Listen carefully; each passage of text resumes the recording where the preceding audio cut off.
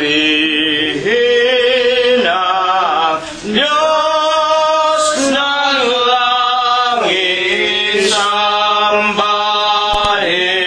at awitan. Puso'y buksan at ihain, purihin Diyos, purihin.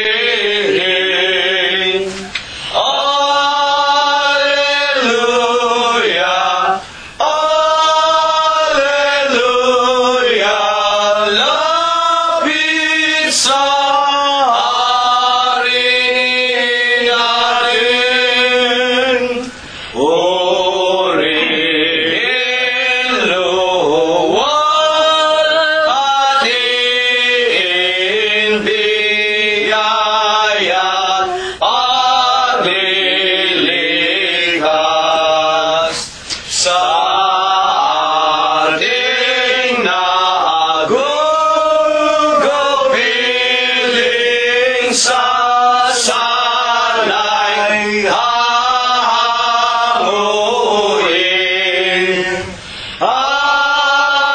Alleluia, alleluia, gloria Patri Dei. Ang Diyos ay naghihintay, siya ay nauuhaw. Dulugin, dulugin natin, sambahin, dumalangin.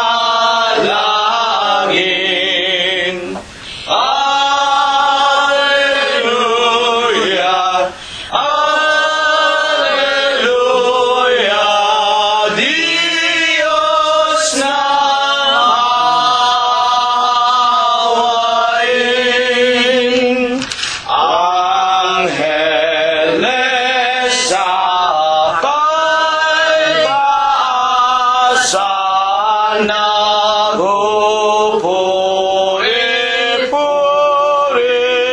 nagpupuri-purihin. Halina mga kapatid sa templo ng amang Diyos. Alleluia, alleluia, Diyos purihin, purihin.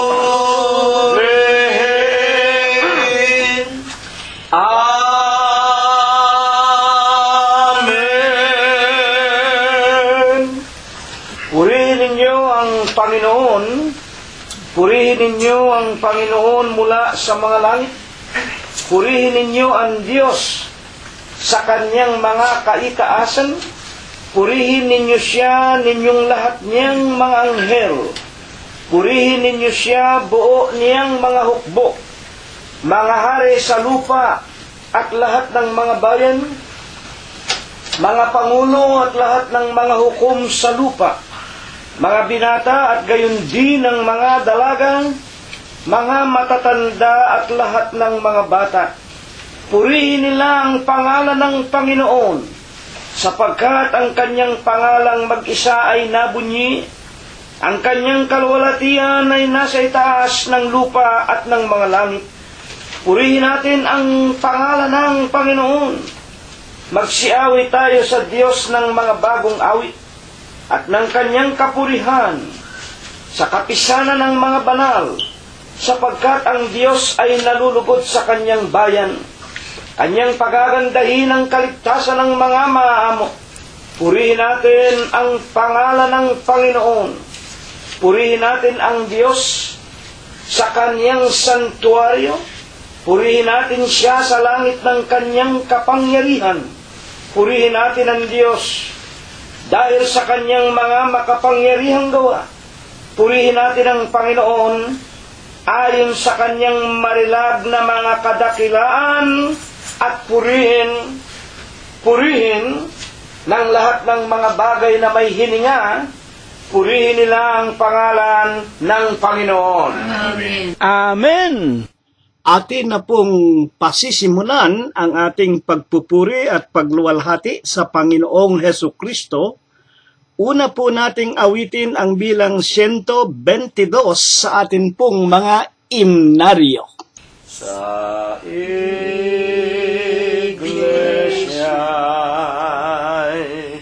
ibinigay ni Jesus ang kanyang buhay sa krus ay napabayugay,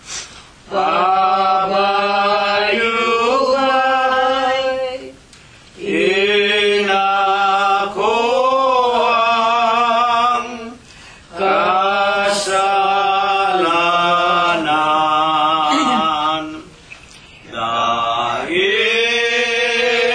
sa kanyang pag-ibig.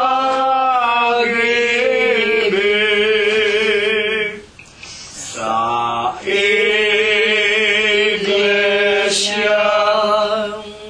walang dungis, di man dapat ay nagtiis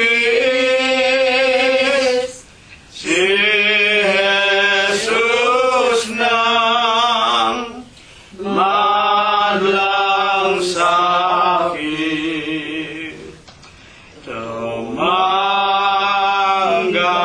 ng mga latay ang walang salang katawan,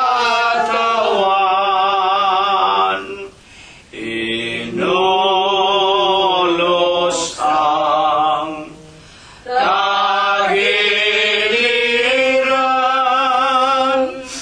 Iglesia siyang dahilan, dahil sa kanyang pag-ibig. Sa Iglesia walang dungis, di man dapat ay nais si Jesus na madlang sakit. Jesus anong itutumbas sa lahat ng paghihirap, kundi ang paglakad sa mapit mong mga landas, dahil sa kanyang pag-ibig.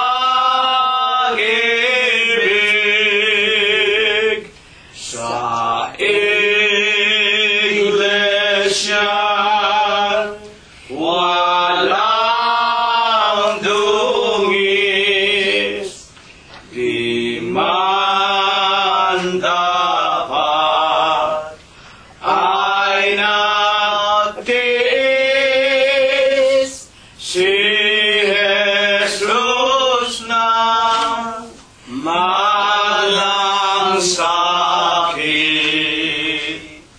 Atin pong patuloy na purihin, sambahin at luwalhatiin ang banal at malinis na pangalan ng ating Panginoong Hesukristo. Awitin po natin ang 125 sa ating mga himnaryo. Sa paanan mo'y nananambilan, O Diyos na aming katubusan, mga aliping may kasalanan, pagpalain mo, bendisyonan ang buhay naming lipos ng dusa. Tulungan mo na lumigaya ang landas namin, sinasalungan ay tanglawan mo ng pag-asa. Ikaw nga lamang, O aming Ama, sa puso namin sinasamba.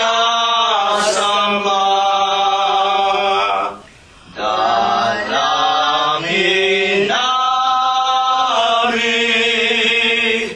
digin mo sana at pagkawarin yaring sala. Iglesia ng Diyos kay Kristo Jesus,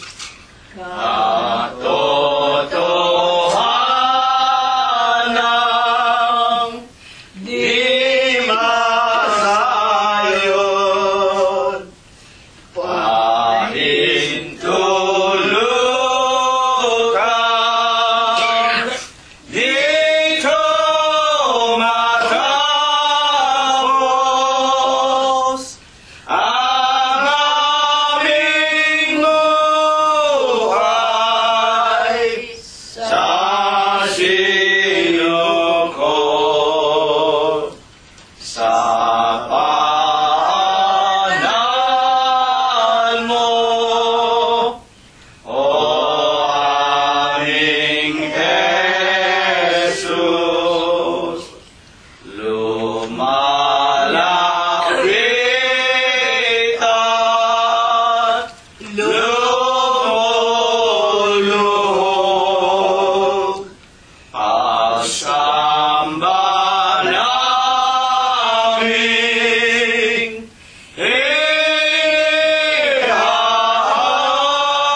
ihahandog dahil sa awa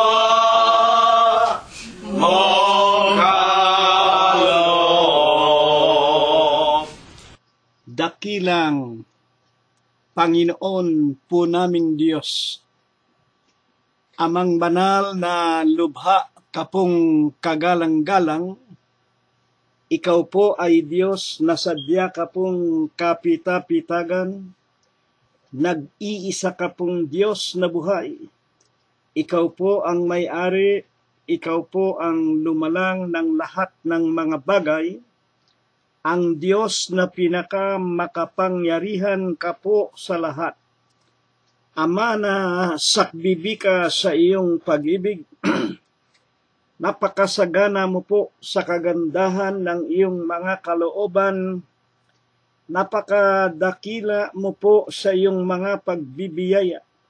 Datapwat ikaw po ay Diyos na napakabanayad sa iyong mga kagalitan.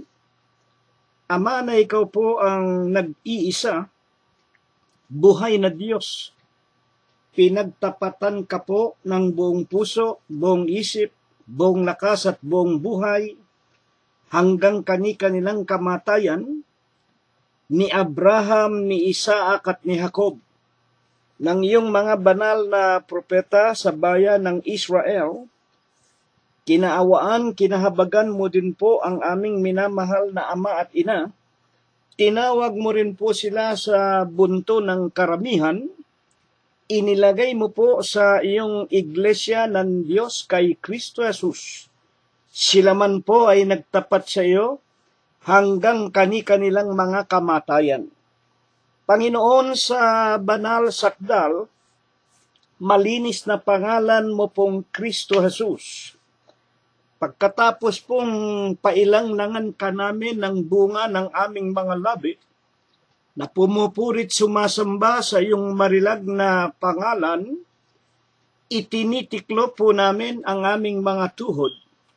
Kasama po namin na nakikipagkaisa sa Espiritu, ang lahat po ng aming mga minamahal sa buhay, ang aming mga kaibigan, higit na nga po ang mga tunay mong mananamba sa Espiritu mo po at sa iyong katotohanan, na nagsisipangalat po sa iba't ibang dako nitong magulo at mandarayang sanglibutan. Panginoong Jesus, sinasamba ka po namin, pinupuri ka po namin, niluluwalhati ang iyong banal, ang malinis mong pangalan, sa Espiritu mo po't sa iyong kagilagilalas na katotohanan. Tanggapin mo, Panginoon, ang aming tao sa pusong mga pagpapasalamat. Maraming salamat po sa iyo sa mga araw na pinalipas mo pong muli sa buhay ng bawat isa sa amin. Wala ka pong binawian sa amin ng aming mga hiram na buhay. Sa 7 araw na nagdaan, binuksan mo sa amin ang magagandang pintuan ng mga kapalaran. Pinakain mo po kami dinamtan. Pinalakas mo at patuloy mong pinagagaling ang aming lupang katawan. At higit sa lahat, na tinatanaw po naming napakalaking utang na loob. Hanggang ngayon, Amang Banal, dinaragdagan mo ang aming pananampalataya, pinatatatag mo ang aming pag-asa, dinaragdagan mo ang aming mga kaunawaan, at kami po ay patuloy mong winiwisikan, dinidiligan, pinaiinom at pinakakain ng iyong banal na salita na lipos ng Espiritu at lipos ng buhay. Amang Banal, maraming salamat po sa iyo. At sa Huwebes po ng gabing ito, ipahintulot mong muli naming maipakiusap na kung kami po ay nagkulang, kung kami nangakalimot, kung kami nangagkasala laban sa iyo, huwag mo sanang gawing dahilan upang kami po ay hindi mo po turuan, painumin at pakainin muli. Sa Huwebes ng gabing ito ng iyong mga dalisay na palatuntunan, patawarin mo po kaming lahat sa aming nagawang mga kasalanan. Ama naming Diyos, kasangkapanin mo sanang muli ang bibig at labi ng iyong hamak na alipin. Banalin mo po ang kanyang puso, linisin mo po ang kanyang kalooban, gawin mo sana siyang unang-unang sumasampalataya at pangunahing gumaganap ng lahat ng iyong mga itinuturo sa amin. At kung mapakinggan ito ng lalong maraming mga taong naghahangad din naman ng iyong kagilagilalas na kaliwanagan, magkaroon ng bis at kapangyarihan, sa kanilang puso ay tumubo ang katotohanan, silang lahat ay magkusang loob na mapasama sa amin sa iyong banal na iglesia, Sama-sama kaming sumalubong sa iyo sa ikalawang pagparito mo po. Makapasok kaming lahat sa ipinangangako mo pong buhay na walang hanggan. Aman Diyos, kami po'y sumasampalataya. Dinirinig mo po ang aming pananalangin. Sa Huwebes po ng gabing ito, ikaw po muli ang titindig sa aming mga kalagitnaan, ang magtuturo sa amin. Kami po yung binabasbasan at binebendisyonan.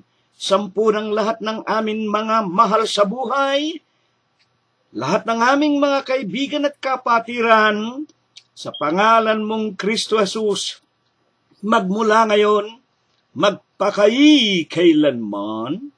Amen. At ngayon po, mga iginagalang, pinagpipitaganan po naming una na nga sa lahat. Sa atin po munang sariling sangbahayan, charity begins at home. Sa lahat po ng ating mga kapatiran sa Iglesia ng Diyos kay Kristo Jesus. At higit na nga po sa lahat sa ating mga kaibigan, na walang sawa po na nakikipagkaisa sa Espiritu, sa pakikinig ng mga banal na salita ng Diyos, na kung uunawain po lamang ng lahat sana ng mga tao, ito po ang tunay na dahilan kung bakit tayo po ay nilalang ng Diyos. Kung natatandaan ninyo ang Efeso Kapitulo 2 at versikulo 10, ang wika ni Apostol Pablo, sapagkat tayo ay kanyang gawa, ginawa po tayo ng Diyos, inanyuan pa tayo sa kanyang sariling larawan, para kay Kristo Jesus, upang lumakad sa lahat ng gawang mabuti na kanyang inihanda ng una. Kaya nga po sa Huwebes ng gabing ito ay ipagpatuloy po natin ang paglakad natin sa lahat ng kabutihan o sa mga gawang kabanalan.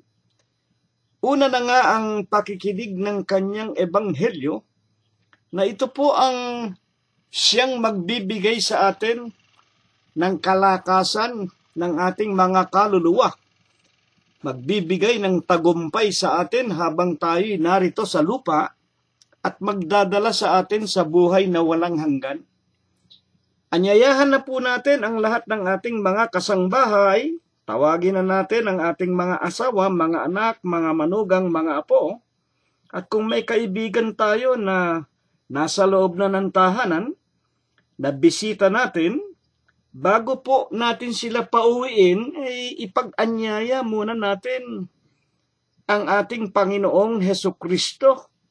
Huwag nating ikakahiya ang pangalang Kristo Jesus at ang kanyang katawan na Iglesia ng Diyos kay Kristo Jesus. Kunin na po natin ang ating mga Biblia at atin pong husayin ang ating mga pakikinig. Buksan po natin ang aklat ni Apostol Pablo na isinulat niya sa Iglesia ng Diyos na nasa Korinto, sa kanyang unang aklat, Kapitulo 4, versikulo 10. Pabayaan po ninyo na akin munang basahin sa English na pinanggalingan. We are fools for Christ's sake, but you are wise in Christ. We are weak, but you are strong. You are honorable, but we are despised. Sa Bibliang Tagalog po, kami mga mangmang dahil kay Kristo. Ngunit kayo ay marurunong kay Kristo. Kami ay mahihina. Ngunit, kayo ay malalakas. Kayo'y may karangalan, dadapwat kami ay walang kapurihan.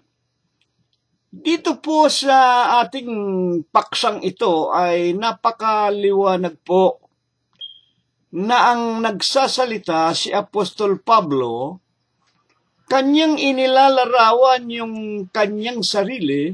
Alam natin si Pablo, tinawag sa daang Damasco at ginawang ilaw sa kahentilan. At sinasabi niya, ang kanya raw sarili ay mangmang, at sila na kay Kristo ay marurunong. Kung sino po yung mga na kay Kristo, alam nga po natin, yun nga po ang kaanib sa Iglesia ng Diyos na nasa Korinto. Kami, ang wika ni Pablo, mahihina. Pero kayo, na kay Kristo, na nasa Iglesia, ay malalakas. Kayo'y may karangalan, datapwat kami ay walang kapurihan. Na dito po, ayon sa paglalarawan ni Apostol Pablo tungkol sa kanyang sarili, tila napakaabang tao ni Apostol Pablo.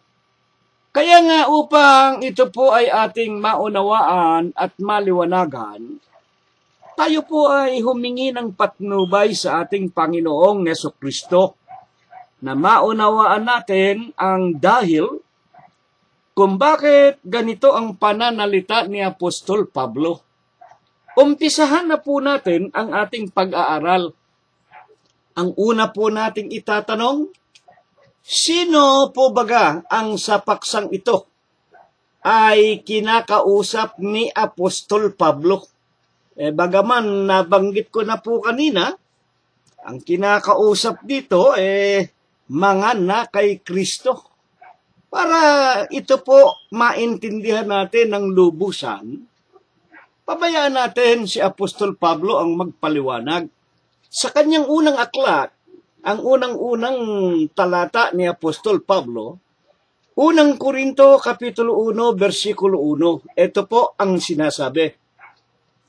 Si Pablo, na tinawag na maging apostol ni Jesucristo, sa pamamagitan ng kalooban ng Diyos. At si Sostenes na ating kapatid, puputulin ko po muna, ito pong unang-unang talatang ito po ay parang sulat ng isang tao sa kanyang kinakausap. At ang pagbanggit niya rito, si Pablo, na tinawag ika, itong kanyang introduksyon, tinawag siya upang maging apostol ni Jesucristo at gayon din naman si Sostenes na ating kapatid. Sino po ang pinatutungkulan ng kanyang sulat na ito? 1-2. Ito na po yung pinaka-address kung kanino ipinadala ang sulat na ito. Sa Iglesia ng Diyos na nasa Korinto. Sa makatwid, si Pablo ang sumulat, at ang sulat, ini-address niya sa mga iglesia ng Diyos na nasaan po, na naroon sa Korinto. Sino itong mga taong ito at bakit sila inilagay ng Diyos sa iglesia ng Diyos? Sa makatwid baga, sa mga pinapagiging banal kay Kristo Jesus, yun po palang mga kaanib sa Iglesia ng Diyos, doon po pala binabanal. At ang wika pa man din ni Apostol Pablo, na tinawag. Ang mga taong ito, tinawag. Kung paanong si Apostol Pablo, tinawag, gayon din ang mga miyembro na tinawag na mga banal, nakasama ng lahat ng mga nagsisitawag sa bawat dako, sa pangalan ng ating Panginoong Jesucristo, na kanila at ating Panginoon, at sa 1:3, sumainyo nawa ang biyaya at kapayapaang mula sa Diyos na ating Ama at sa Panginoong Jesucristo. Ano po ang natitiyak ng mga nasa Iglesia ng Diyos kay Kristo Jesus? Nung kapanahonan nga pong ito ay patungkol sa Iglesia ng Diyos na nasa Korinto. Sila pala, tinawag, hindi pala po pwede ang tao maging banal kung hindi tinatawag ng Diyos. Sila pala'y tinawag at sila'y inilagay sa Iglesia ng Diyos. At dito, binabanal sila. At sa 1:3 nga po, nakatitiyak sila magtatamo sila ng biyaya at kapayapaan na mula sa Diyos na ating Ama at sa Panginoong Hesukristo. Dito'y napakaliwanag na maliban ang tao ay mapaanib, tawagin, ilagay ng Diyos sa iglesia ng Diyos, ang tao po hindi magkakaroon ng kapayapaan sa kanyang buhay. Ngayon, sa iglesia ng Diyos kay Kristo Jesus, lamang po baga, inilalagay ng Diyos ang lahat ng kanyang mga tinatawag upang maging banal? Sapagkat, ang tanong na ito ibinabangon sa atin, sapagkat napakarami nga po ng mga relihiyon. Napakarami po ng relihiyon Kristiyana. Napakarami pong nagsasabing sila ay kay Kristo, nasa kanila ang buhay na walang hanggan, sila daw ang katotohanan, ang kanilang mga obispo, kahalili ng Diyos, Vicarius Filii Dei, sugo ng Diyos, sugo sa huling araw. Kaya ito ibinangon ng Diyos. Tunay ba? Nasa iglesia lamang ng Diyos kay Kristo Jesus inilalagay ang kanyang tinatawag? Sapagkat napakarami nga po At meron pa dyan nagsasabi, kung hiwalay tayo sa pamiminuno ng kanilang obispo, impyerno tayo at wala tayong buhay na walang hanggan. Una nga po, basahin natin ang Mateo 7:21. Ano po ba ang sinasabi ng Panginoong Hesukristo doon? Hindi ang bawat tumatawag sa akin, Panginoon, Panginoon, ay papasok sa kaharian ng aking Ama na nasa langit, kundi sila lamang na sumusunod sa aking Ama. Sa mga duwid, dito, hindi po ang lahat ng tao na nagsasabing Lord, Lord, or Jesus Christ, Jesus Christ. Hallelujah, Amen, praise the Lord. Makatitiyak sila, napapasok sila sa langit. Sino lamang ang wika? Ang sumusunod lamang sa kalooban ng aking Ama. Kaya nga sa pananalangin ang itinuro ng Panginoong Hesukristo ay magsipanalangin nga kayo ng ganito. Ama na sumasalangit ka, sambahin ang pangalan mo, dumating ang kaharian mo, sundin ang kalooban mo. Makinig tayo, sundin ang kalooban mo. Merong susundin kung paano sa langit, kung anong kalooban ng Ama na nasa langit, ito ang susundin natin. Ngayon, ang tanong po natin ay ito. Ano bang kalooban ng Ama? Saan ba niya niloob na inilalagay ang mga tinatawag niyang mga tao? Buksan po natin ang unang Korinto 12:28. At ang Diyos ay naglagay ng ilan sa iglesia. Meron pong pinaglagyan. Saan po? Sa iglesia. Bakit binabanggit dito yung salitang iglesia? Ano ba ang ibig sabihin ng iglesia? Yung pong salitang iglesia, ito po'y nanggaling sa salitang Grego na ekklesia. At kung ano po ang ibig sabihin ng ekklesia, wala pong iba kung hindi the body of God, katawan ng Diyos. Sa mga tuwid, ang Diyos naglagay at hindi po napakarami. Kung sinasabi ng maraming Kristiyano daw, sila daw ang katotohanan, nasa kanila raw ang kaligtasan dahil bilyon ng miyembro nila. Unahin mo na simbahang Katoliko, bilyon ng miyembro, at ang mga iglesia ng tao, mga kapatid, iba't ibang iglesia Kristiyana daw, nasa kanila raw ang katotohanan, sila raw ang magkakaroon ng kaligtasan sapagkat milyon-milyon ang kanilang mga miyembro. Sa 12:28 ng unang Korinto, ang Diyos ay naglagay ng ilan. Ilan lang po, hindi po marami. Kakaunti. Ano nga ang una-unang inilagay ng Panginoon? Sa iglesia o sa katawan ng Diyos. Una-una ay mga apostol, ikalawa ay mga propeta, ikatlo ay mga guro, mga himala, kaloob na pagpapagaling, pagtulong, pamamahala at iba't ibang wika. At sa 12:29 hanggang 30, ang lahat baga ay mga apostol, hindi po lahat ng iniligay ay apostol. Alam po natin, ang panahon ng ating Panginoong Jesucristo, ilan-ilan lang ang tinawag bilang apostol. At ang ibig pong sabihin ng salitang apostol, saksi na nakakita. Sila po ang tunay na mga saksi. At sa huling araw na ito, kung may nagsasabi, sila ay mga saksi ng Diyos, saksi ni Jehovah, mga sinungaling po yung mga taong yun. Sapagkat wala na pong saksi na nakakita.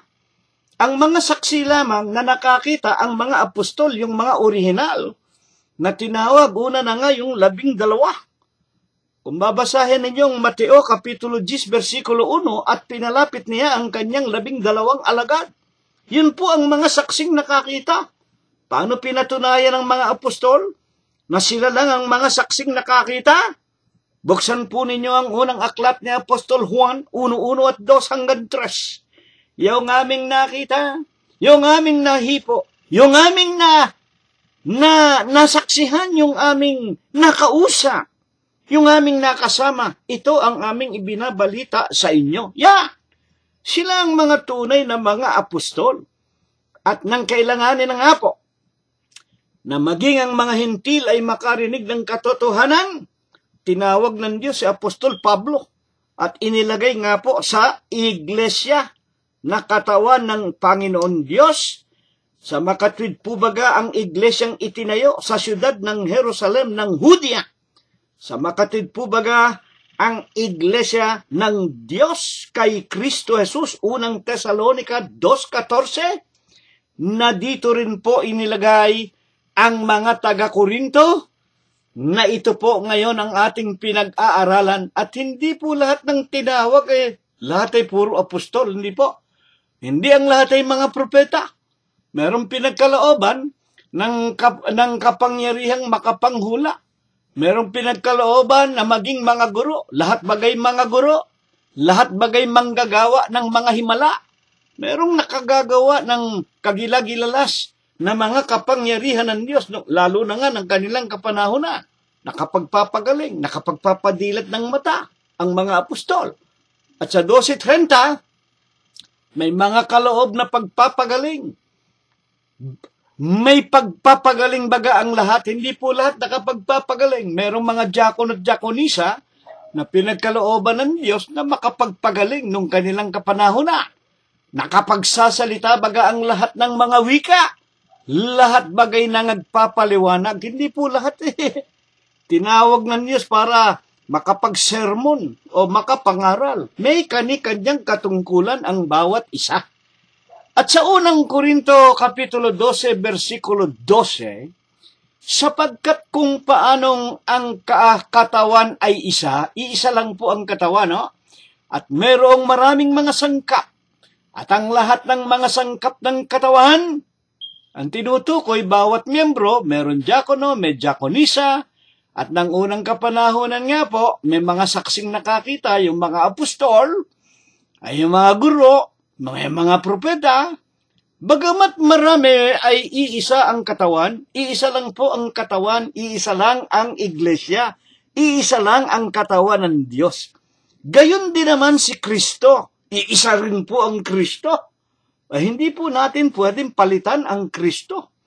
Na katulad ng ginawa ng mga iglesia ng mga tao, sinipa nila, tinadyakan nila ang Kristo, ipinako nila sa cross, at pagkatapos yung mga leader nila, sila daw ang mga sugong anghel, yung kanilang mga obispo, Vicarius Filii Dei.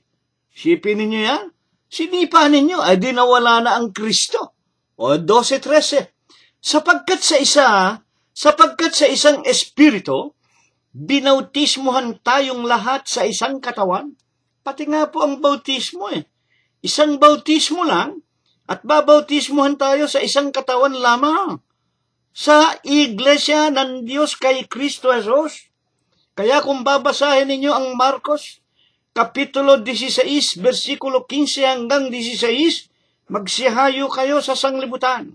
Ipangaral ninyo ang aking ebanghelyo.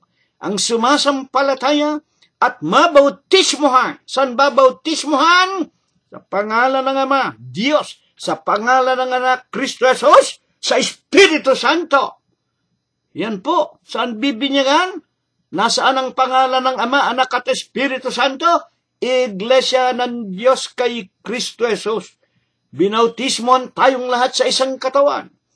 Kahit na tayo'y kay Hudyo o Grego, maging mga alipin o mga laya, tayong lahat pinainom sa iisang espiritu.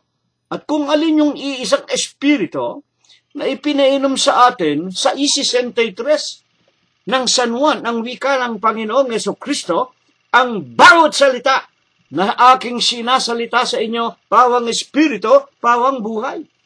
Na kung ito'y liliwanagin lamang, iisa lang ang ebanghelyo na ipinarinig sa atin.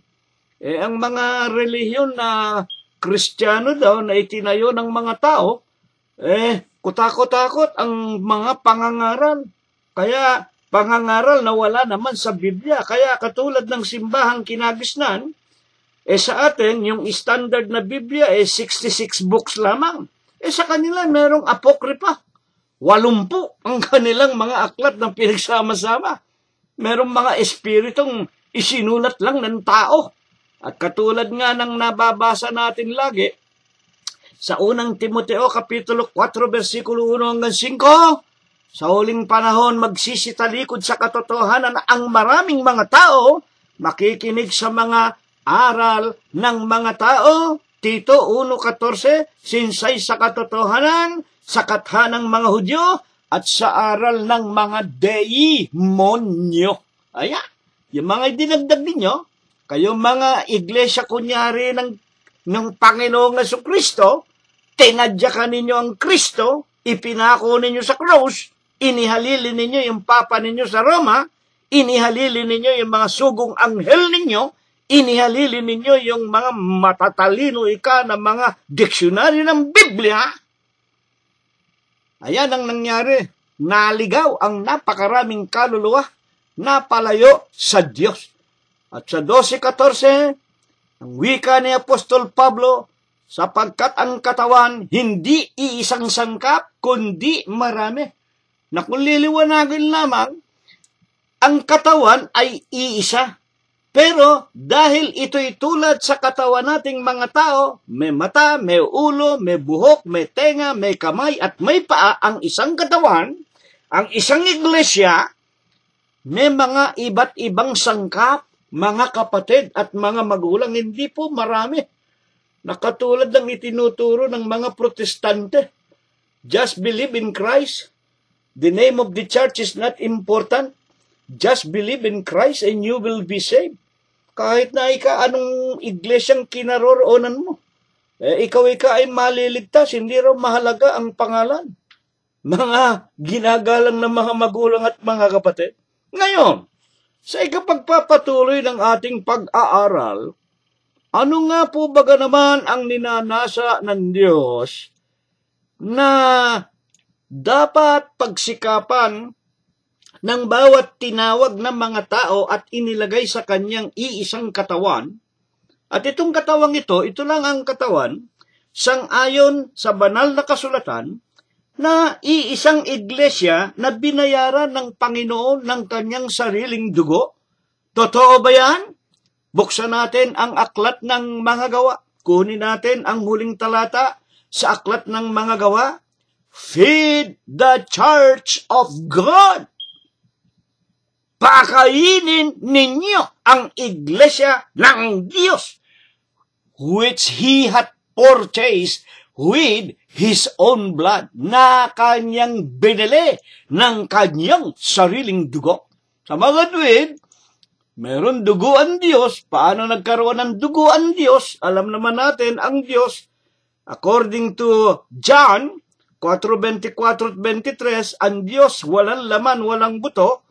Pero bakit nagkaroon ng dugo? Para ibayad sa kasalanan ng mga mananampalataya sa Kanya. Ang wika ng Santong Sulat, San Juan 1:1 hanggang 5, nang pasimula'y berbo, ang berbo'y sumasa Diyos, ang berbo ay Diyos, lahat ng bagay ginawa niya at alinman sa mga ginawa ay hindi nagawa kung wala siya. Nasa kanya ang buhay ang ilaw ng sanglibutan. At paano nga ang ginawa upang magkaroon ng dugo? 1:14 ng San Juan, nagkatawan tao ang Diyos. Ayan po, napakaliwanag. Ano ang binayaran niya? Kaya siya nagkatawan tao para magkaroon ng dugo na ibabayad. Pakainin ninyo ang iglesia ng Diyos. 20:28, aklat ng mga gawa. Sa Bibliang Ingles, King James Version, binayaran niya ng kanyang sariling dugo. Binayaran ng dugo ng Diyos. Ang alin? Ang iglesia ng Diyos kay Kristo Jesus. Dapat lang na iglesia ng Diyos kay Kristo Jesus ang iligtas niya at bayaran niya. Bakit? Ba't ililigtas ng Diyos ang simbahang Katoliko? Hindi naman binayaran ng dugo ng Panginoong Jesucristo yan. Yan mga kapatid, tayo ng tao, siguro dugo ng mga papa sa Roma ibinayad yan. Wala naman tayo nabalita ang papa sa Roma na ipinako sa krus mga kapatid at mga magulang. Ngayon, ano nga ang pinaka-nanais ng Diyos na pagsikapan ng mga tinatawag niya at inilalagay niya sa kanyang iglesia ng Diyos kay Kristo Jesus na binayaran niya ng kanyang sariling dugo upang sila ay patuloy na banalin. Pabayaan natin si Apostol Pablo ang magpatuloy ng pangangaral.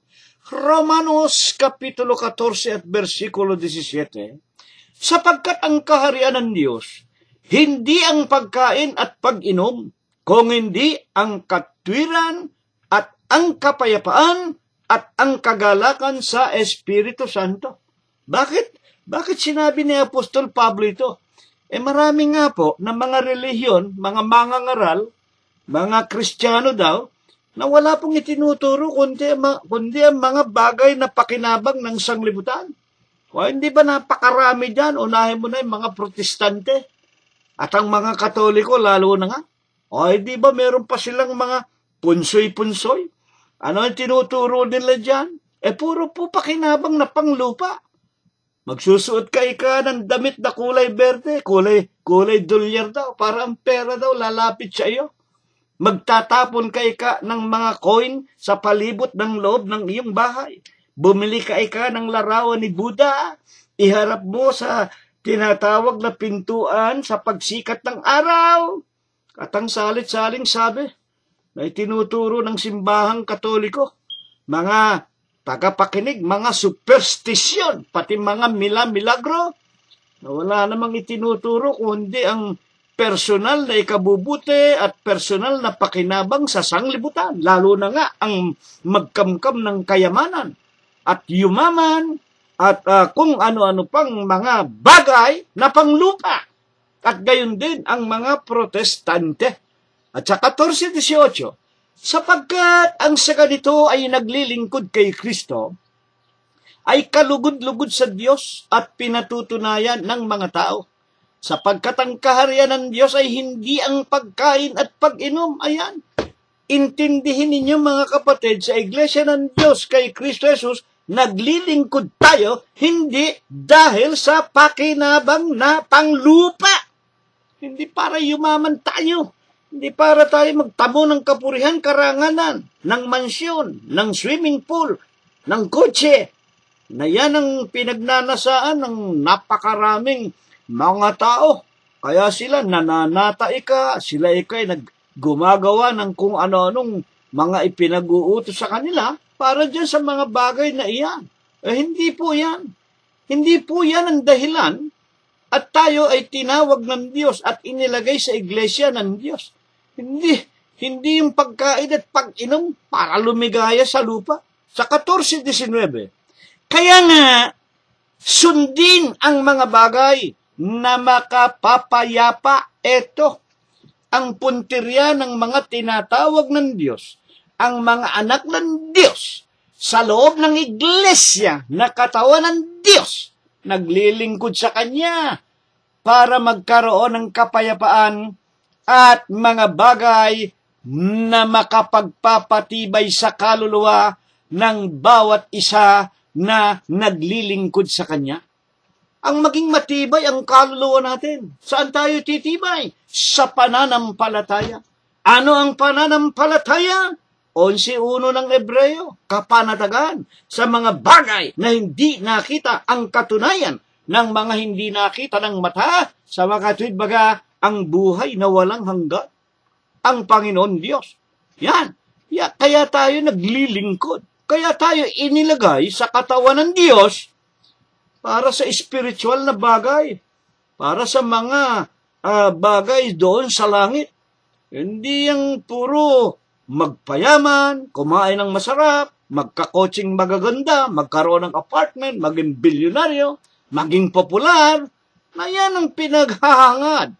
Hinahangad ng maraming mga tao sa kanilang mga relihiyon na kinaaaniban. At sa unang Pedro, 1:15, tignan natin ang sinasabi ni Apostol Pedro na may kinaalaman po dito kung bakit tayo ay tinawag ng Diyos at inilagay sa iglesia ng Diyos kay Kristo Jesus. Tayo, kami na nabautismohan na, hindi ito para sa lahat. Ang araling ito, hindi para sa mga Katoliko, hindi para sa mga Protestante, hindi para sa mga iglesia na itinayo ng tao. Yung obispo nila, sugong anghel, si Kristo ay ginawa nilang tao. Ito po, para lang doon sa mga tunay na tinawag ng Diyos. At nang tawagin sila ng Diyos, alam naman natin kung paano ang tao tinatawag ng Diyos. Romanos 10:17. Ngayon nga, ang pananampalataya ay dumarating sa pamamagitan ng pakikinig. At ano ang pakikinggan? At ang pakikinig ay ang mga salita ng Panginoong Jesucristo. Sa mga tuwid, para magkaroon tayo ng kaligtasan, para magkaroon tayo ng tunay na pananampalataya at tawagin tayo ng Diyos, makikinig tayo ng ating napapakinggan. At sino ang ating pakikinggan? Ang ating Panginoong Jesucristo. Sino nga po ang mangangaral ng Ebanghelyo ng Panginoong Jesucristo? Ang wika po sa atin, mga kapatid, sa Efeso 3:10, upang ngayon sa pamamagitan ng iglesia. Ano iglesia? Katawan ng Diyos. Sa pamamagitan ng iglesia ay maipakilala, maipahayag sa sangkalangitan at sa mga kapangyarihan ang alin? Ang kagilagilalas na karunungan ng Diyos. Ayan. Ang iisang iglesia. Alin ba yung iglesia na yan? Alam nga po natin. Iglesia ng Diyos kay Kristo Jesus, unang Tesalonica 2:14, na siya po nating tinutularan na lamang sa huling araw. At kaya tayo bilang bahagi ng katawan, na dito tayo bininyagan, binautismuhan, meron po kaming katungkulan, ipangaral ang katotohanan. Ito ang aming pag-ibig sa aming kapwa-tao. Gaya ng sinabi ng Panginoon, iibigin ninyo ang Diyos ng buong puso, iibigin ninyo ang Diyos ng buong isip, ng buong lakas, ng buong buhay. At ang ikalaway ito, iibigin natin ang ating kapwa, gaya ng pag-ibig natin sa ating sarili. Kung ibig kong makarating sa langit at natutuhan ko ang daan papunta sa langit, ito naman ang ibabalita ko. Ito naman ang ipangangaral ko. Ito naman ang ipag-iimbita ko na pakinggan. Bakit? Ang wika ni Apostol Pablo, Hebreo 13:16, to do good and to communicate, ang paggawa ng mabuti. Ano ba ang mabuti? Utos ng Diyos. Ano ba utos ng Diyos? Ibigin natin siya, buong puso, buong isip, buong lakas, buong buhay. At ikalawa, ibigin natin ang ating kapwa. To do good and to communicate. Iniibig namin kayo, sinusunod namin ang utos ng Diyos. Paano namin maibibigay ang pag-ibig namin sa inyo para kayo maligtas? To communicate ang pagsunod sa utos ng Diyos at ang pamamahayag. Huwag ninyong kalilimutan, forget not, for to those sacrifices or offerings, the Lord is well pleased. Kaya yan po ang aming pagsamba. ang ipangaral namin sa inyong lahat ang katotohanan. At para nga po maging magaang sa amin ang pangangaral, sa huling araw, pinalago ang karunungan, Daniel 12:4. Sa huling araw, Daniel, tatakan mo ang aklat. Ang karunungan tatakbo ng parot parito. Ang karunungan ay lalago, pinalago. Ang karunungan ngayon may internet, may YouTube, may Facebook. Libre na. Nakapangangaral kami na hindi kami nangangailangan ng tulong sa kanino mang mga tao. Ang tumutulong sa amin ang Panginoong Jesucristo na nagbibigay sa amin ng pananampalataya na siya nga po ang tunay na Diyos, na meron tayong katungkulang ibigin natin ang lahat ng tao sa pamamagitan ng pangangaral ng katotohanan. Kaya nga sa unang Pedro 1:15, anong kabilin-bilinan ng Diyos ayon kay Pedro sa atin na nasa loob ng katawan ni Kristo? 1:15 ng unang Pedro. Ngunit yamang banal ang sa inyo'y tumawag, ay mangagpakabanal naman kayo sa lahat ng paraan ng pamumuhay. Ito, hindi ko nakikita ito sa ibang relihiyon eh. Meron mang nangangaral nito. Ngunit yamang banal ang sa inyo'y tumawag, ay mangagpakabanal naman kayo sa lahat ng paraan ng pamumuhay. Tinamaan ang sinalibad ng. Napakarami na nating nababalitaan yung mga mangangaral mismo, yun na baka manluloko. Yun ang mga nagpapayaman. Di ba nakakakita tayo sa ating kapaligiran? Iglesia daw. Nasa kanila raw ang katotohanan. Yung obispo, may sariling private army. At ang katakot-takot ang mga Armalite sa loob ng kanyang palasyo. Pagkatapos, may mga security guard, private army. Pagkatapos maraming bahay bakasyunan. Sa buong mundo, may mga palasyo. At napakaraming ari-arian. Mga tagapakinig. Ayan ang mga relihiyon na itinataliwas nga yung tinatawag na 13-16. Lalo na nga sa ating mga Pilipino, 13-16 ng Ebreo, ang paggawa ng mabuti at ang pag-aabuloy. Yan ginagawa nila. Huwag ninyong kalilimutan. Kaya pinagpipilitan nila, bigay kayo ikapo dito, ikapo dyan. Utakot-takot. Pagka hindi ka nakapagbigay na ikapo, may utang ka. Kaya yung mga relihiyon na yan, yung mga mayayaman ng mga obispo nila. At may mga obispo dyan, nababalitaan natin, sila nga po ang mga mamamatay tao. Sila ang nanggagahasa. Pati mga mga bata ginagahasa, mga pedophile, yung mga pare, yung mga obispo. Mukha na sinasabi nitong si Ginoong Duterte, na presidente ng Pilipinas. Hindi ba? Presidente mismo nagpapatunay yung mga pare, mga kapatid, kayo na po ang magbigay ng konklusyon. Naririnig ko lang yan. At ako'y malaki ang paniniwala ko. Meron nga dyan sa Pilipinas Abril 8, 1992, ginulantang tayo ng headline. Mga tagapakinig, obispo ng Iglesia daw ng kabanal-banalang Kristo Jesus. Sinardinas yung anak. Yung anak niya sa kanyang diakonisa, inanakan niya, may asawa na siya. At itong walang hiyang obispong ito, drug addict na, drug pusher pa. Lahat na nakawalang hiyang sa kanya. Kaya ibinulgar siya ng Diyos. At hanggang ngayon, marami pa rin membro yan.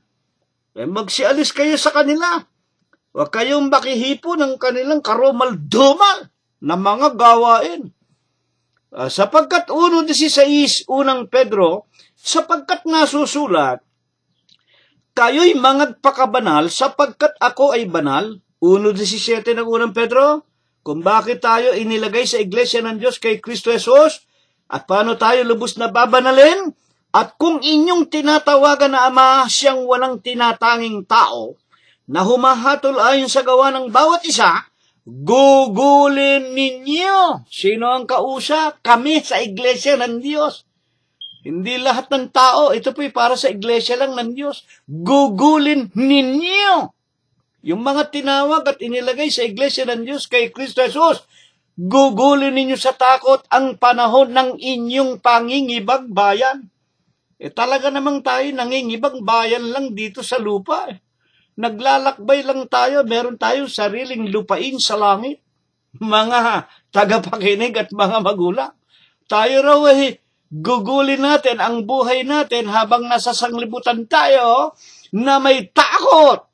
Habang nabubuhay tayo sa ibabaw ng sanglibutan. Tanong, paano ba kapatid na Cirilo ang pamumuhay na may takot sa Diyos? Ito, hindi naintindihan ng napakaraming iglesia. Paano nga yung mga reliyon, yung mga iglesia, wala itinuturo o hindi, hallelujah, amen, praise the Lord. Mga kapatid at mga magulang, yung ibang iglesia, yung mga membro, takot na takot.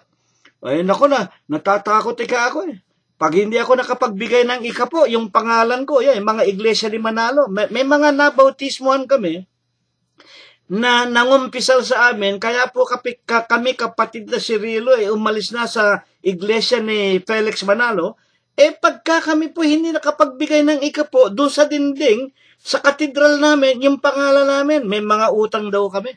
Naroon ang pangalan ng mga hindi nakapagbigay ng ikapo. Yan ang sinabi sa amin.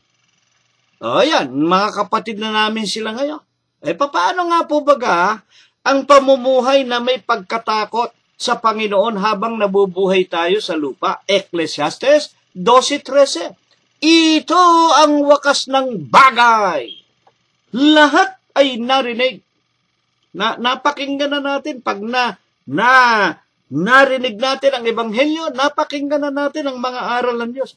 Paano ang pagkatakot sa Diyos? Ikaw ay matakot sa Diyos. Paano ang pagkatakot sa Diyos? Sa ibang mga reliyon, katulad ng nabanggit ko, ang pagkatakot sa Diyos, huwag kang makakalimot sa ikapo. Huwag kang makakalimot sa pananalang kay Mama Mary. Matakot ka sa Diyos, huwag kang makakalimot, hahalikan mo ang paa ni Nazareno pagka piyesta ng Quiapo. Yan ang mga pagkatakot nila.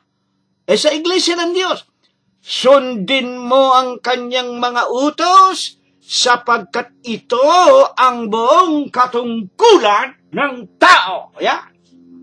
Susundin natin ang utos ng Diyos, hindi yung utos ng Papa sa Roma. Hindi yung utos ng mga pare. Hindi yung utos ng mga sugong anghel ninyo. Na kung hindi kayo makapagbigay na ikapo, may utang kayo sa Diyos.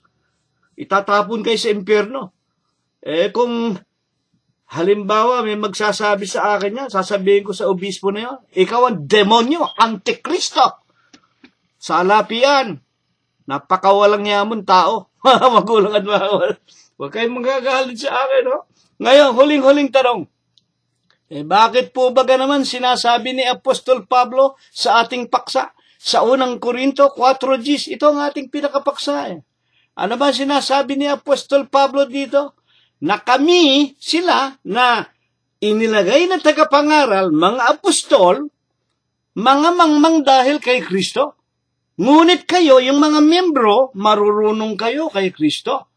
Kami mahihina. Yung mga dito inilalagay ni Pablo na bagaman siya ang tagapamahala, bagaman siya ang apostol, bagaman siya ang tunay na saksing nakakita at nagturo sa mga membro na tinawag ng Diyos sa loob ng iglesia, sila pa ang lumalagay na pinakamangmang, pinakamahihina, walang anumang kakaya-kaya.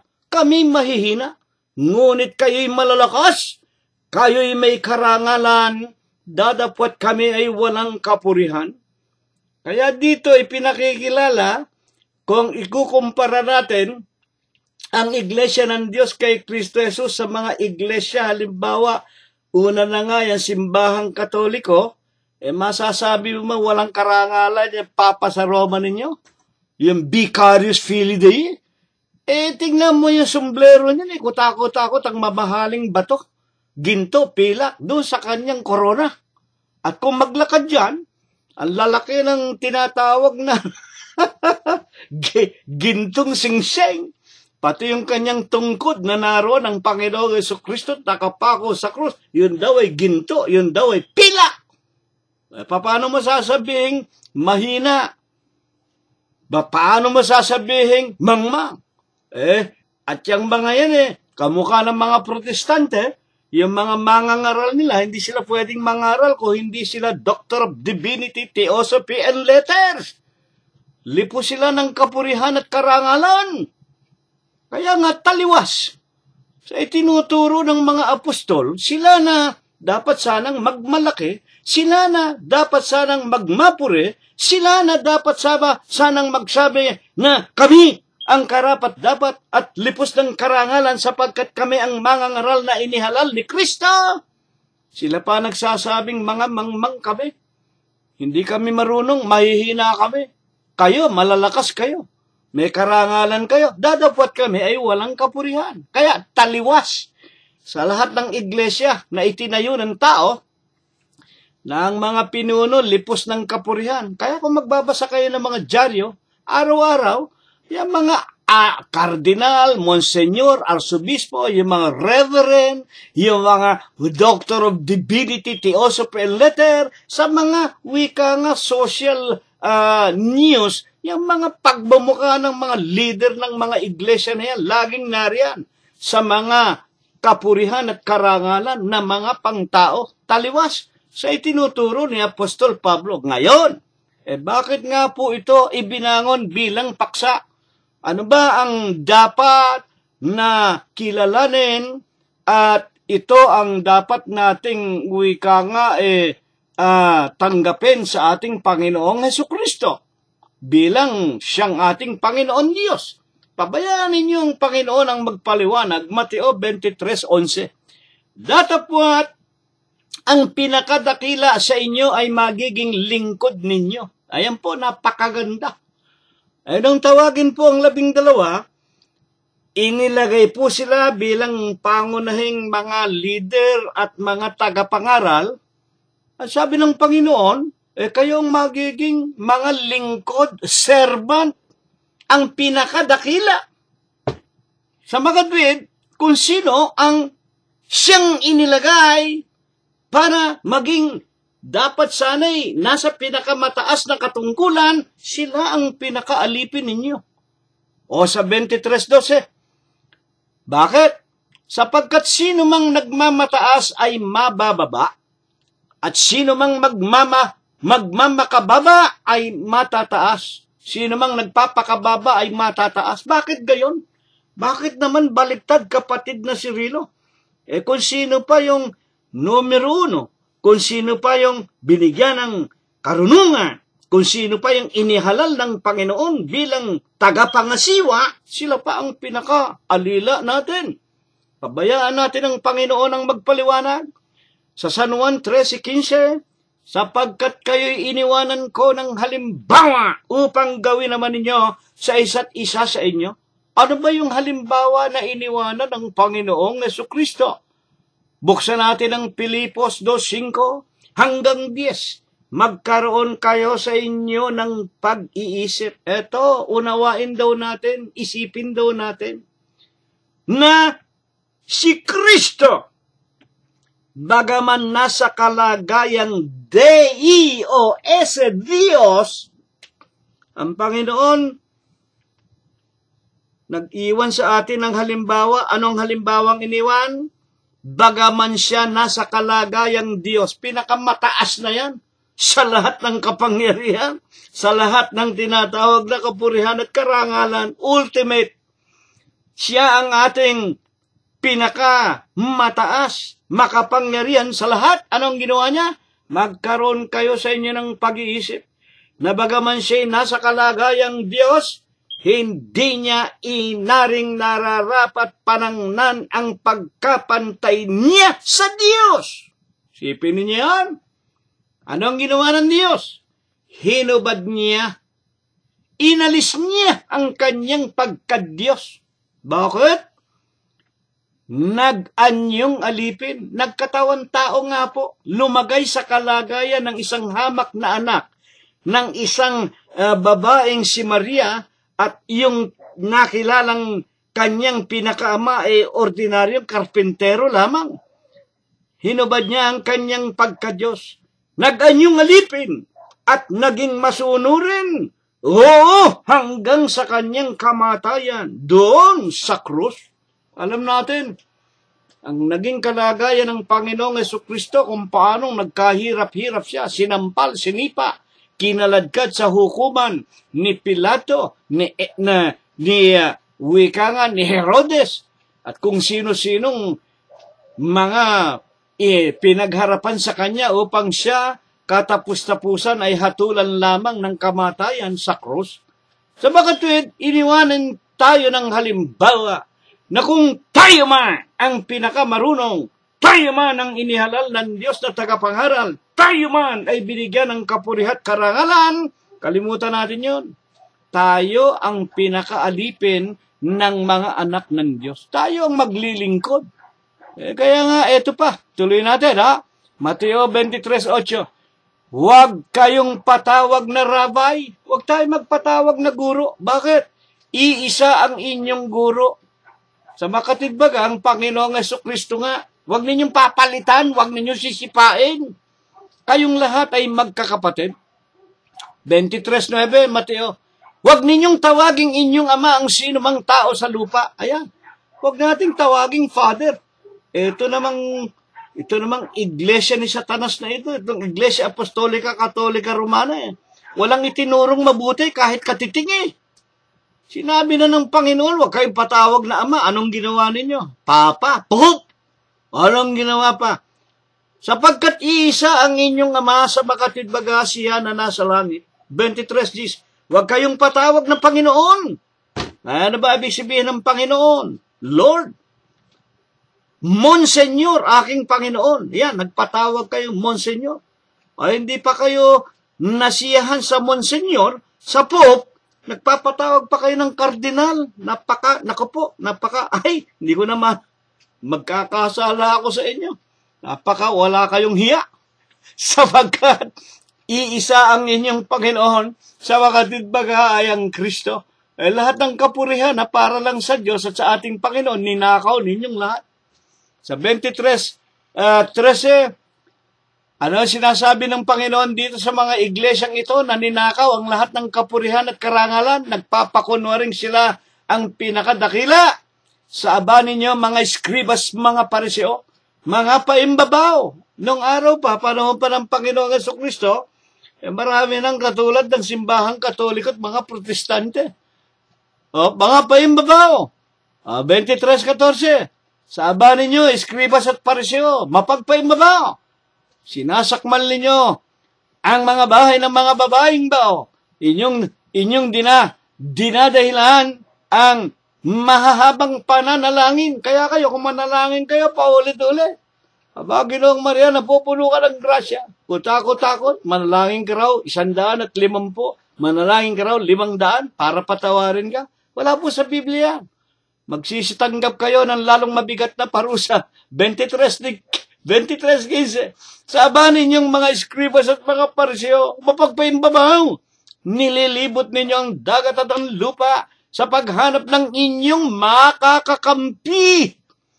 At kung siya'y magkagayon at kakampi na ninyo, ginagawa ninyo siyang makaibayo pang anak ng impyerno kaysa sa inyong sarili. O, hindi ba totoo yung Papa sa Roma? Yung mga kardinal, yung mga monsenyor, ay di ba? Ikot ng ikot dyan kung saan-saan. Pupunta sa Africa, gagawa doon ng santo ng mga Afrikano. Pupunta sa South America, pupunta sa Pilipinas. Ay di ba? Kumahanap ng kakampi. At pag nagkaroon na sila ng makakasama, mas demonyo kesa sa kanila. 23:15. At sa 23:16, sa aba ninyo, ano sila? Mga taga-akay na bulag, inyong sinasabi, kung ipanumpa ni naman ang templo ay walang anuman. Dapat kung ipanumpa ni naman ang ginto ng templo, ang abuloy, nagkakautang nga sila. Ayan, yan ang mga relihiyon. Na pag hindi ka nakapagbigay ng ikapo, kapag hindi ka nakapagbigay ng abuloy, may utang ka sa iglesia, may utang ka, baka itiwalag ka pa. Sa makatid, napakaganda po ng itinuro sa atin ng Panginoong Jesucristo. Unang Korinto 4:10, ang wika ni Apostol Pablo, kami mga mangmang dahil kay Kristo. Ngunit kayo'y marurunong kay Kristo. Kami mahihina, ngunit kayo'y malalakas.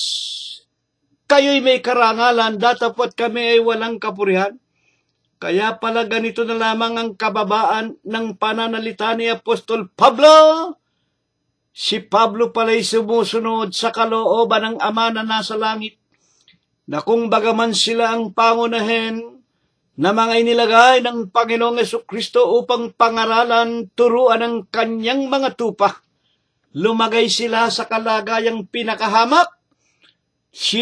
Sinunod nila ang sinabi ng Panginoon, iniwanan ko kayo ng halimbawa upang sundin, gawin naman ninyo sa isa't isa sa inyo. Hinubad ng Panginoon Diyos ang lahat ng kanyang kapurihan at karangalan. Nag-anyo ng isang hamak na alipin, naging masunurin hanggang sa kanyang kamatayan sa krus. Mga kapatid, ito po ang pinakabuod. Ito po ang pinaka-aralin na itinuro sa atin na tayo pong lahat ay mangagpakababa at lubakad tayong may takot sa Diyos. Sundin natin ang kanyang mga utos. Ito ang buong katungkulan ng mga tao. At sa pinakahuling talata ayon kay Apostol Pablo, unang Korinto 15:1 at 2, ipinatatalastas ko sa inyo mga kapatid, ang ebanghelyo. Ito po ang ebanghelyo, itong mabuting balita. Magpakababa tayo. Nasa inyo yung aking ipinangangaral. Ipinaalala ko sa inyo ang wika ni Pablo.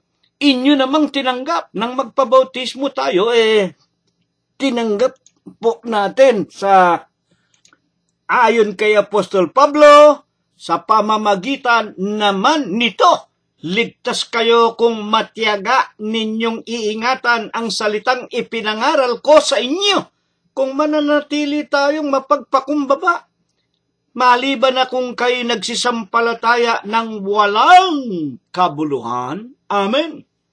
At ang Panginoong Jesucristo mismo ang nagpapatunay.